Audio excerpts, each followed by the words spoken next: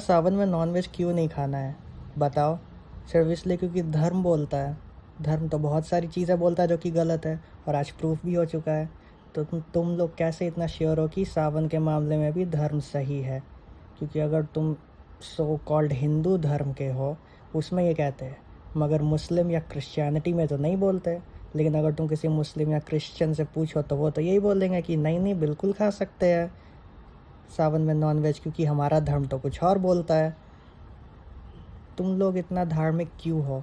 तुम लोग को पता नहीं है क्या कि जो कंट्री धार्मिक नहीं है वो एक्चुअल में ग्रो कर रही है, और जो कंट्री धार्मिक है उसका आज क्या हाल हो रहा है? हाँ, मेरा धर्म के ऊपर डायरेक्ट अटैक है। ये सब उल्टी सीधी चीज़ों में अपना दिमाग मत लगा के रखा करो। धर्म जात कुछ नहीं होता। बस पुराने ज़माने में कुछ लोगों ने कुछ कुछ कहानी बना दी जिसको आज सब सच मान रहे हैं। हाँ, उसमें एक आध साइंटिफिक चीज़ें मिलती है जो कि बस ऑब्जर्वेशन थी, ऑब्जर्वेशन की ऐसा होता है, इसलिए हम ये भी धर्म में लिख देते हैं ताकि लोग धर्म पे माने। पर इसका मतलब ये नहीं है कि सब कुछ सच है।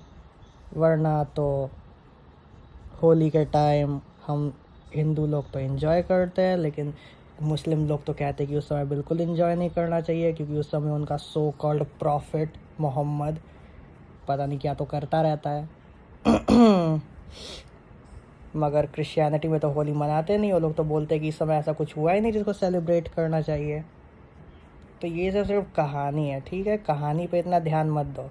इसको अपने दादी माँ के रात को सुनाए जाने वाले कहानी की तरह लो और फिर भूल जाओ, क्योंकि ये सब में कुछ नहीं रखा है। धर्म के सहारे तो ज़िंदगी जी ही नहीं सकते।